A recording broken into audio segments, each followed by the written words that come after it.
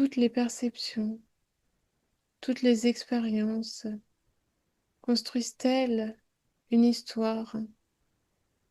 Tout ce dont nous avons conscience, tout ce que nous percevons, est-ce un fil qui nous mènerait quelque part?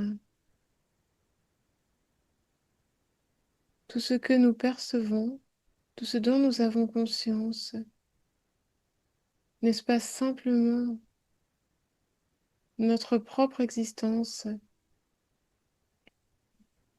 maintenant?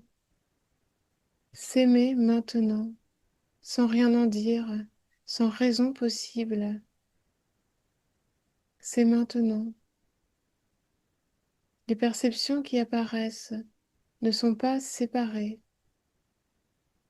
impersonnelles. Il y a, il y a. Ce n'est pas penser, c'est l'existence, sans que n'existe de réalité séparée de l'existence, sans l'inscrire dans le temps, sans que n'existe d'objet séparé de la conscience, sans devoir l'inscrire dans la pensée d'un passé. Conscience, toutes les expériences, tout ce qui semble apparaître, apparaît à la conscience,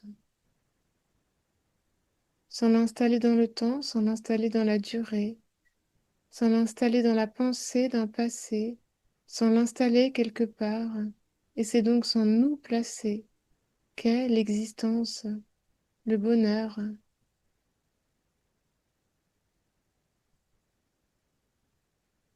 liberté, liberté, inconcevable, liberté.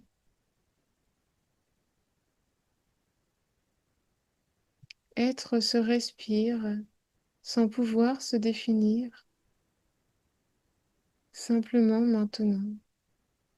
Et les relations sont la reconnaissance d'un amour, simplement, uniquement cela, sans distinction. Elles ne sont pas conditionnées à l'histoire qu'elles renvoient, uniquement cela, sans pouvoir le définir. Nous sommes. Ainsi, les perceptions sont cela même. Les distinctions semblent apparaître, disparaître. Et qu'est-ce qui reste? L'amour véritable. Nous sommes toujours ce que nous sommes.